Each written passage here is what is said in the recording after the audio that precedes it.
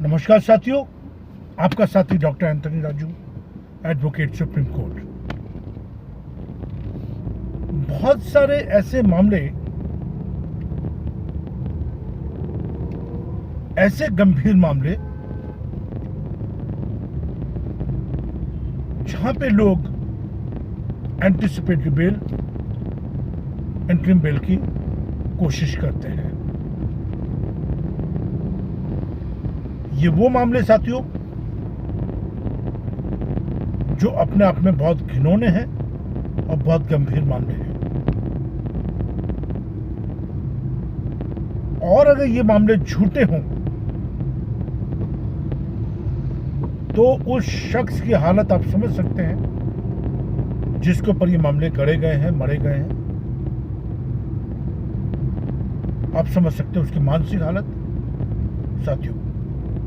जी हाँ साथियों, मैं बात कर रहा हूं IPC 376, IPC 376, IPC 304B, IPC 306, 498A,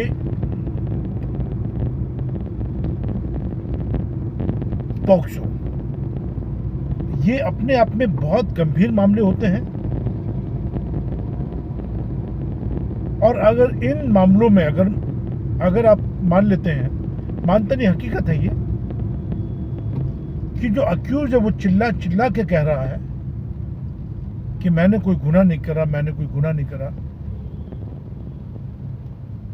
और कई बार नहीं, हकीकत है ये बात कि जब हम अपने केस को ढंग से जजेस को समझा नहीं पाते हैं,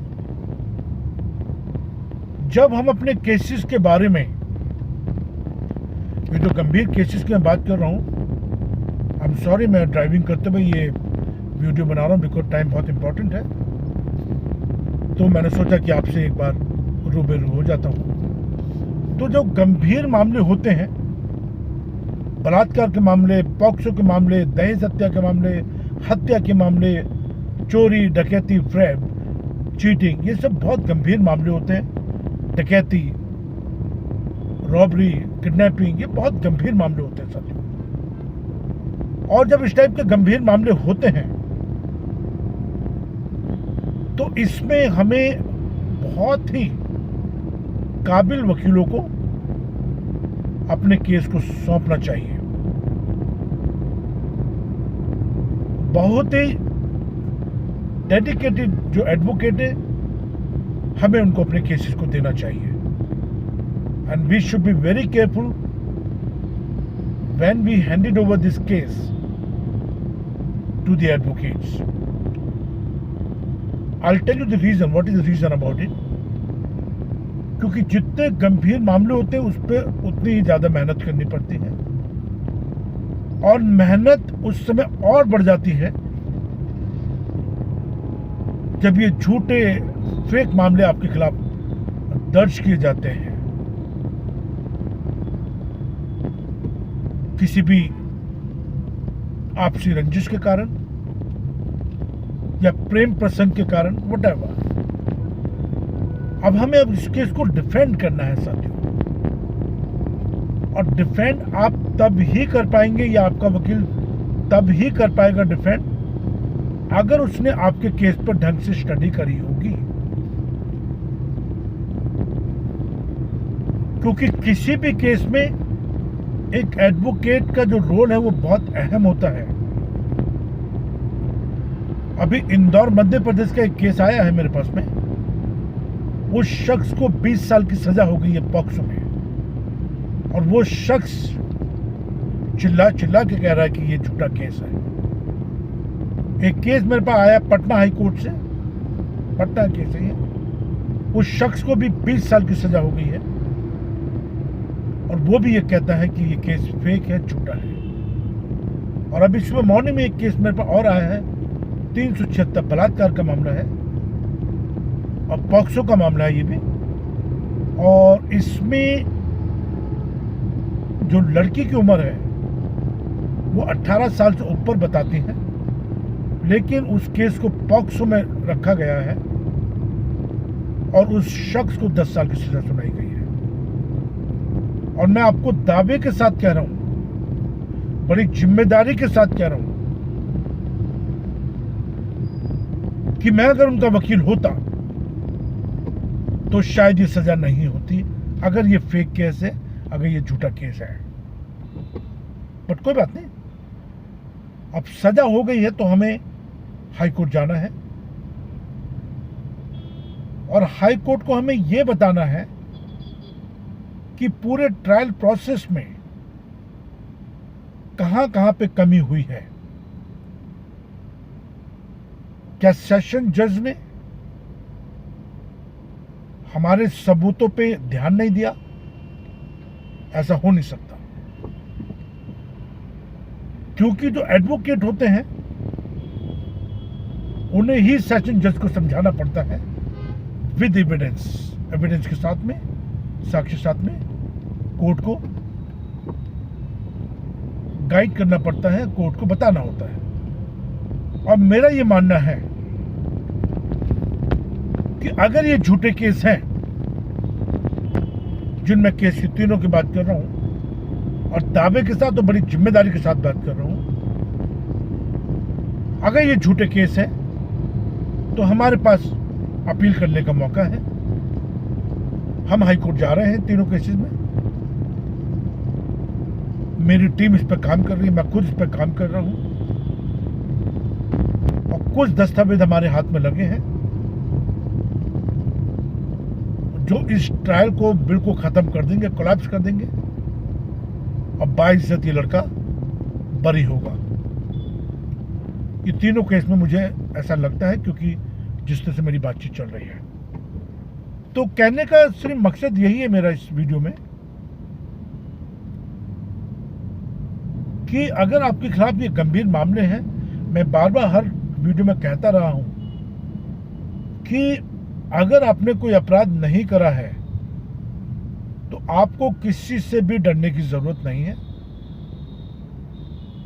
आपको अपने साक्ष्य पे काम करना चाहिए, एविडेंस पे काम करना चाहिए और एक अच्छे वकील के साथ मिलकर अपने केस को लड़ना चाहिए। अभी एक केस मैंने करा है, मर्डर केस था ये, और उस महिला को 4 साल जेल के अंदर रह के आना पड़ा और लास्ट में उस महिला को 22 जज सेशन कोर्ट ने बरी करा, क्योंकि जिसकी हत्या की बात कर रहे हैं हम लोग, उसकी हत्या का कोई भी सबूत नहीं मिला। इवन वो इंसान ही नहीं मिला जिसकी हम हत्या की बात कर रहे हैं। आज तक उस इंसान का पता नहीं है। तो एक गरीब महिला 4 साल जेल में रह के आती है और उसको बाइज्जत बरी किया जाता है। तो ये सब गंभीर मामले होते हैं, बार बार कह रहा हूं आपसे, गंभीर मामले होते हैं। आप अच्छे एडवोकेट को इस केसेस में लगाइए। मैं मान सकता हूं कि जो अच्छे एडवोकेट होते हैं उनकी चार्जेस थोड़ा हाई होते हैं, लेकिन आपके पास कोई और रास्ता है भी नहीं। ये तीनों केस में जो प्राइमा फेसाई मुझे लग रहा है और जिस तरह के सबूत मुझे दिखाए जा रहे हैं, तो ऐसा मुझे लग रहा है कि जो एडवोकेट हैं वो सेशन जज को कन्विंस करने में नाकामयाब रहे। वो कन्विंस नहीं कर पाए, वो इन केसेस को ढंग से जजेस के सामने नहीं रख पाए, वो वकील इस केस को ढंग से क्रॉस नहीं कर पाए, वो वकील इस केसेस पर ढंग से आर्गुमेंट नहीं कर पाए, वो वकील ढंग से अपने एविडेंस, जो डिफेंस एविडेंस होते हैं, वो जजेस के सामने नहीं रख पाए, या मजबूती से रॉबर्ट्स तरीके से अपने डिफेंस को वो नहीं कर पाए। और उसका नतीजा आपके सामने है कि इंदौर वाला जो बंदा है उसको 20 साल की सजा हुई है, पटना वाला जो बंदा है उसको 20 साल की सजा हुई है, और जो सतारा मुंबई वाला केस है ये जो अभी आया मेरे पास में, इसको 10 साल की सजा हुई है। हमारे पास वक्त है। मैं आप सबसे बार बार गुजारिश कर रहा हूं कि प्लीज आप अपने एडवोकेट से बिल्कुल टच में रहें और उससे बातचीत करते रहें। अगर आपको लगता है कि आपका एडवोकेट आपके केस को ढंग से रिप्रेजेंट नहीं कर पा रहा है, आपकी बातों को जजेस के सामने ढंग से प्रेजेंट नहीं कर पा रहा है, आपके एविडेंस को ढंग से डिफेंस नहीं कर पा रहा है, क्रॉस में कहीं आपको इशू आ रहा है, आर्गुमेंट में कहीं इशू आ रहा है, तो मैं आपको ये एडवाइस दूंगा एक एडवोकेट होने के नाते, एक अधिवक्ता होने के नाते, कि प्लीज आप अपने एडवोकेट को चेंज करें। अगर आप चेंज नहीं करेंगे तो हो सकता है कि अगला नंबर आपका हो। और जहां तक एविडेंस की बात होती है, जो अक्यूज है उसके पास राइट्स हैं। अगर उसको लगता है कि कुछ सबूत ऐसे हैं जो उसके प्रोसिक्यूशन में एक अहम रोल अदा कर सकते हैं, उसके ट्रायल में एक अहम रोल अदा कर सकते हैं, तो उन सबूतों को जरूरी नहीं है कि वो आईओ को दें। वो अपने वकील के माध्यम से सीधा उनको कोर्ट में पेश कर सकते हैं। ये एक्यूज के राइट्स हैं। और जो लोग एंटिसिपेटरी या बेल के लिए अप्लाई करना चाह रहे हैं इन गंभीर मामलों के अंदर, चाहे वो रेप हो, पॉक्सो हो, दहेज हत्या हो, जो भी हो, प्लीज मैं आपसे हाथ जोड़ के विनती करता हूं कि एंटिसिपेटरी बेल, रेगुलर बेल जो भी है, इनका सही वक्त और समय होता है कि कब हमें ये बेल जमानत अप्लाई करनी है। और किसी भी एडवोकेट से अगर आप बात करेंगे तो वो जरूर कहेगा हाँ जी मैं कर देता हूं या मैं करवा देता हूं, पर ऐसा नहीं है साथियों। हमारी टीम जो पूरे हिंदुस्तान में हाई कोर्ट में, सुप्रीम कोर्ट में, ट्रायल कोर्ट में सब जगह काम करते हैं, और हम लोग बिल्कुल साफ साफ क्लाइंट को बता देते हैं कि आपके केस में क्या होने जा रहा है या क्या होगा। तो बस ये छोटी सी वीडियो मैंने बनाई है, और मैं आपसे बस ये गुजारिश करता हूं कि प्लीज़ आप लोग बिल्कुल मत डरिए। अगर आपको लगता है कि आपके खिलाफ साजिश रची गई है और आपके पास पुख्ता सबूत हैं, तो उन सबूतों को ज़रूरी नहीं है कि आप आईओ को दें या इन्वेस्टिगेटिंग एजेंसी को दें, मत दीजिए। आप अपने पास संभाल के रखिए, और वक्त आएगा जब डिफेंस आपके होंगे या डिफेंस एविडेंस जब आपके होंगे, तब उस समय हम उसको शो करेंगे, क्योंकि अल्टीमेटली तो हमें आपको बचाना है ना, और ये आपके राइट्स भी हैं।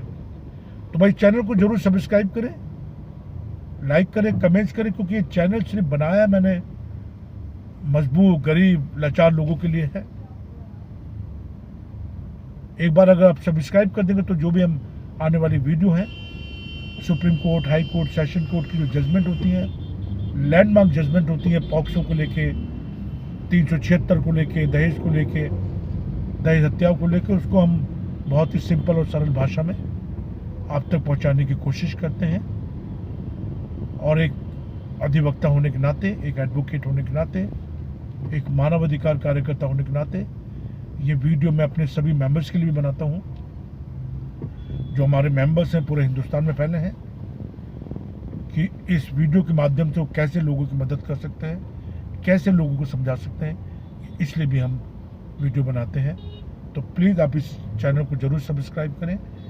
और मेरा डायरेक्ट नंबर है 9873005424। मैंने सब वहाँ पे कमेंट्स बॉक्स में दे भी रखा है ये नंबर, 9873005424। इस पर आप मुझे कॉल कर सकते हैं, बात कर सकते हैं, SMS कर सकते हैं, व्हाट्सएप कर सकते हैं, वीडियो कॉल कर सकते हैं, व्हाट्सएप कॉल कर सकते हैं। और कोई अगर मदद की ज़रूरत है तो आप एक लाइन मुझे लिख के छोड़ सकते हैं, और जैसे मुझे टाइम लगेगा या मेरी टीम को टाइम लगेगा, वो आपसे कांटेक्ट करेगी, आपसे बात करेगी। और अगर आपकी बेल रिजेक्ट हो गई है सेशन कोर्ट में या हाई कोर्ट में, तो एक बार मैं ज़रूर आपसे चाहूँगा कि हमारी टीम को एक मौका दें, हो सकता है हम उसमें कामयाब हो जाएं। जय हिंद, जय भारत।